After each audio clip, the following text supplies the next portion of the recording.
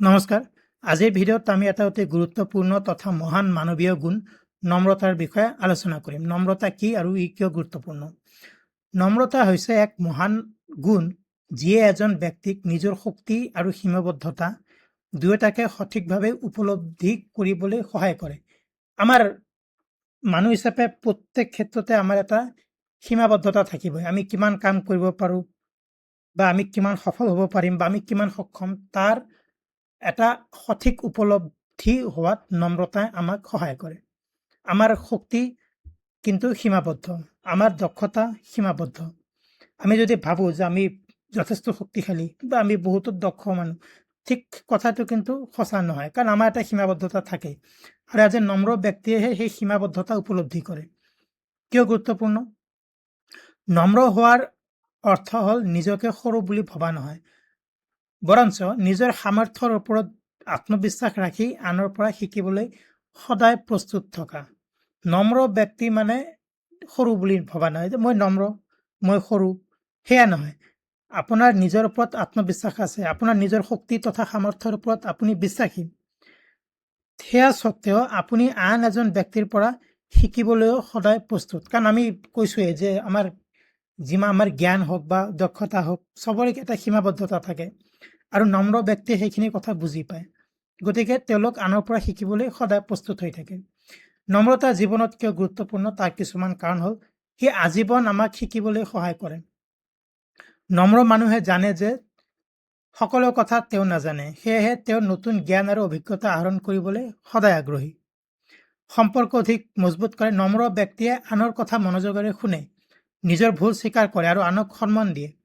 তাৰ ফলত মানুহৰ বিশ্বাস আৰু সন্মান লাভ কৰে আৰু মানুহৰ বিশ্বাস আৰু সন্মান লাভ কৰিলে আনৰ সৈতে সম্পৰ্ক মজবুত হয়। ভাল নেতৃত্ব গঢ়ি তোলে। এজন নম্ৰ নেতাই দলৰ সকলো সদস্যৰ মতামত শুনিব আৰু সেই মতামতক মূল্যও দিব। সফলতাৰ কৃতিত্ব, যদি সেই দলটোৱে কোনো কামত সফলতা লাভ কৰে, সেই সফলতাৰ কৃতিত্ব ভাগ বতৰা কৰে আৰু দলীয় কামকো উৎসাহিত কৰে।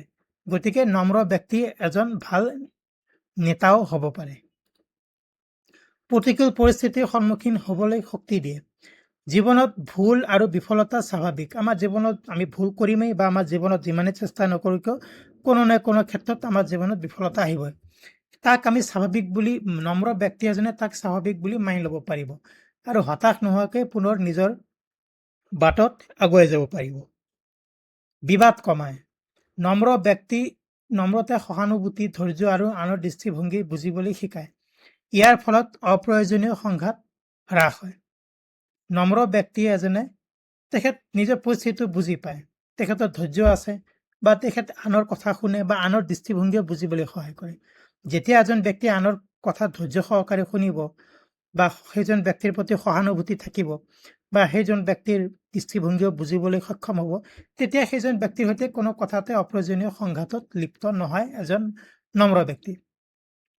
কৃতজ্ঞতাৰ অনুভূতি বৃদ্ধি কৰে। নম্ৰ মানুহে নিজৰ সফলতাৰ বাবে আনৰ অৱদানক স্বীকাৰ কৰে আৰু কৃতজ্ঞতা প্ৰকাশ কৰে। কোৱা হৈছে যে নম্ৰ ব্যক্তি এজনে আনৰ পৰা শিকিবলৈ দ্বিধাবোধ নকৰে, নিজে যিখিনি জানে সেইখিনি কথাটো বুজি পায় আৰু আনৰ পৰা শিকিবলৈও তেওঁ যত্নশীল হয়।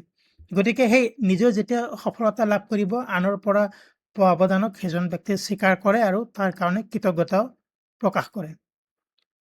বিশ্বৰ বহুতো ধৰ্ম আৰু দৰ্শনে নম্ৰতাক এক মহান মানৱীয় গুণ বুলি গণ্য কৰিছে। নম্ৰতাই মানুহক জ্ঞানী, সহানুভূতিশীল আৰু মানসিকভাৱে শান্ত হোৱাত সহায় কৰে। নম্ৰ ব্যক্তি এজন জ্ঞানী হয়, সহানুভূতিশীল হয় আৰু মানসিকভাৱে শান্ত হয়। সহজ কথাত ক'বলৈ গ'লে আত্মবিশ্বাসী মানুহ এজনে কি ক'ব যে মোৰ সামৰ্থ্য আছে। নম্ৰ ব্যক্তিয়ে কি ক'ব যে মোৰ সামৰ্থ্য আছে, সেইখিনি কথা তেখেতে স্বীকাৰ কৰে, কিন্তু মোৰ এতিয়াও বহুত শিকিবলৈ বাকী আছে। আত্মবিশ্বাস আৰু নম্ৰতাৰ সুন্দৰ সমন্বয়ে এজন ব্যক্তিক সফল, সন্মানীয় আৰু উন্নত মানুহ হিচাপে গঢ়ি তোলে। যিজন ব্যক্তি আত্মবিশ্বাসীও হ'ব, নম্ৰও হ'ব, দুয়োটা গুণেই যদি ব্যক্তিজনৰ থাকে, তেনেহ'লে সেইজন ব্যক্তি সফল হ'ব, সমাজত সন্মান লাভ কৰিব আৰু জীৱনত উন্নতি লাভ কৰিব আৰু তেখেত সমাজত এক উচ্চ স্থানত থাকিব পাৰিব। গতিকে বন্ধুসকল এইখিনি আছিলে নম্ৰতাৰ বিষয়ে আলোচনা কৰিবলগীয়া কথা।